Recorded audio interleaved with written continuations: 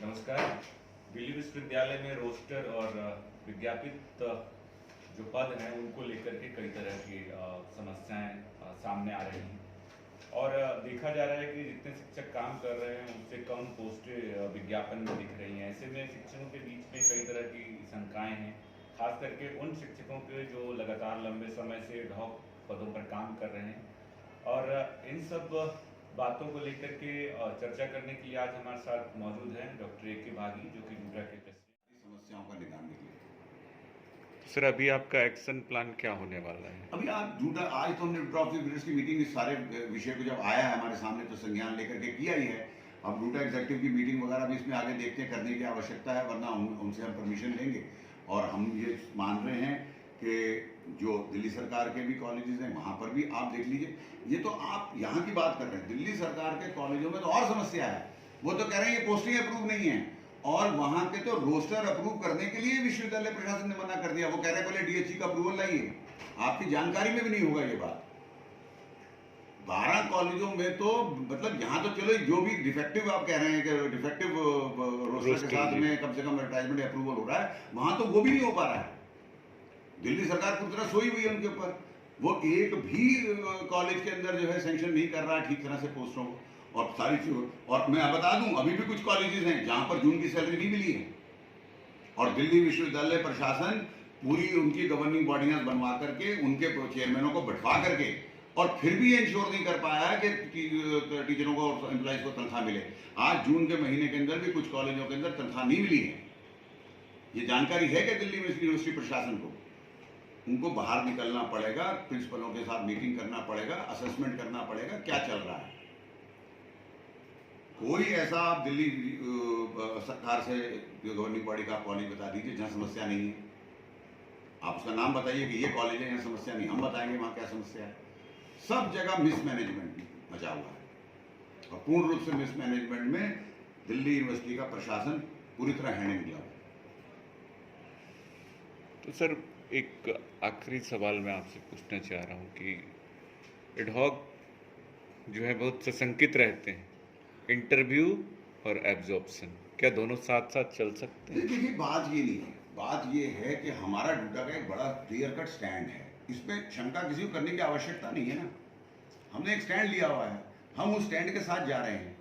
हमने उनको बार बार, अभी इसी की मीटिंग हुई, हमने उनको जिस तरह से समझाना चाहिए, भाई आपको एब्जॉर्प्शन लगता है कि केंद्र सरकार, तो हमने कहा कि हम तो अब डूडा की तरफ से अपना प्रयास करते ही हैं, क्यों नहीं आप एग्जीक्यूटिव काउंसिल की एक टीम बनाइए, वहाँ के मेंबरों की एक टीम बनाइए जो कहे कि ये हमसे गलती हुई है, ये दिल्ली विश्वविद्यालय के प्रशासन की गलती है कि इतने साल उन्होंने रिक्रूटमेंट यहाँ रोक के रखा। वो अपनी गलती को नहीं स्वीकार करेंगे, जाकर सरकार के सामने स्वीकार करना चाहिए कि ये सब हमारी गलतियों से हुआ है कि यहाँ पर जो है इतना ढौकिज्म बढ़ा है। इसलिए एक टाइम की एग्जम्पशन दीजिए, सरकार से गुहार लगाना दिल्ली यूनिवर्सिटी प्रशासन का काम है। ये डूडा की डिमांड नहीं है। दिल्ली यूनिवर्सिटी के प्रशासन को सरकार के सामने जाकर के अपनी गलती को स्वीकार करते हुए वन टाइम एग्जम्पशन एब्जॉर्प्शन का मांगना चाहिए, ये हमारा कहना है।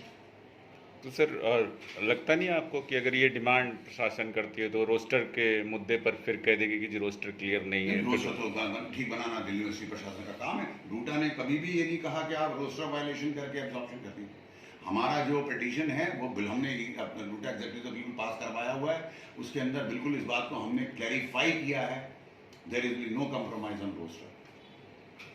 लेकिन जो रोस्टर की विसंगतियां आप बता रहे हैं वो विसंगतियां incomplete and wrong information supplied by the college administration, जिसकी वजह से ये हो रही है, ऐसा हमारी शंका है। ईडब्ल्यूएस की सीट को लेकर के सर अलग से मांग नहीं जाती, उसी के जो मौजूदा चीजें हैं हम मांगेंगे ना, हम यूजीसी जाएंगे, सिर्फ ईडब्ल्यूएस की सीटें। देखिए ये कोई मैं मानता हूँ कि हमारे टीचर्स इमोशनल हो जाते हैं, हम जब कभी कोई बात दूसरी करने लगते हैं तो वो कहते हैं सर शायद आप अब्जॉर्प्शन के मुद्दे को ढीला कर रहे हैं। ये उनको समझना पड़ेगा कि हम ये इंटरलिंक्ड भी है मुद्दे।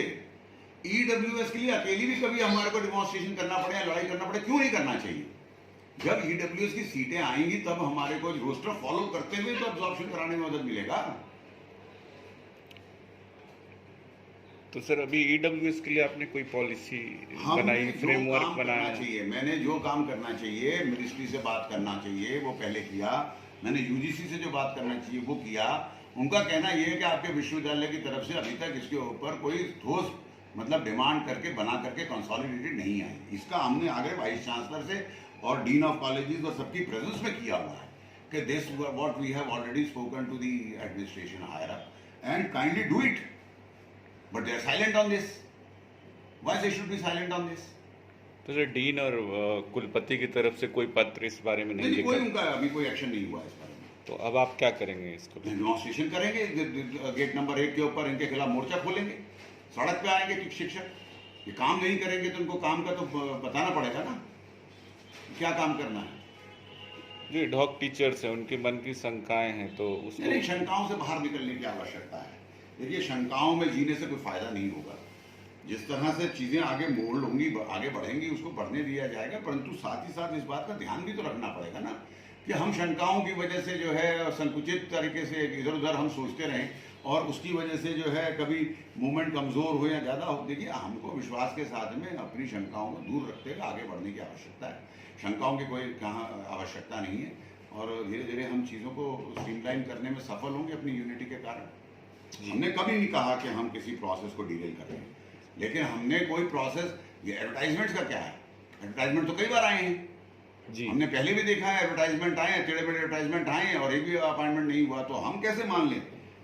और एडवर्टाइजमेंट आए हैं तो यूनिवर्सिटी अगर कह दे कि हम एब्जॉर्प्शन इस तरीके से करना चाहते हैं कि आप किसी को हटाएंगे नहीं और लिखित में दे, हमें आश्वासन दे, तरीका निकाले,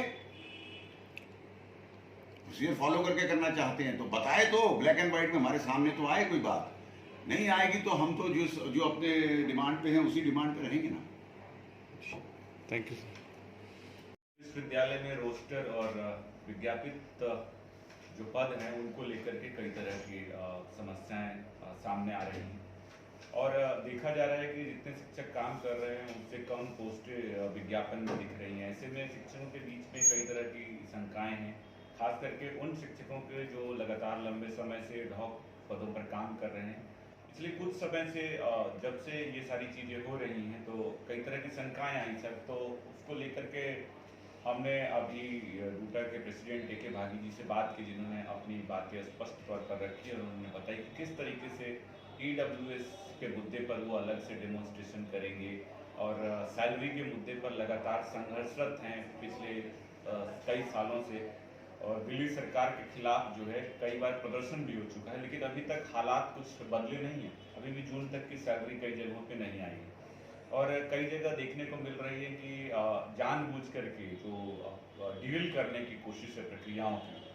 और रूटा प्रेसिडेंट का ये भी कहना था कि अगर डिले टैक्टिक्स अगर प्रशासन की ओर से हुआ है तो भरपाई भी उन्हीं को करनी चाहिए। अगर उन्होंने नियुक्ति प्रक्रिया को रोकी, इस कारण से एब्जॉर्प्शन की डिमांड यहाँ खड़ी है। तो इन सब मुद्दों पर बात करने के लिए सर आपका बहुत धन्यवाद।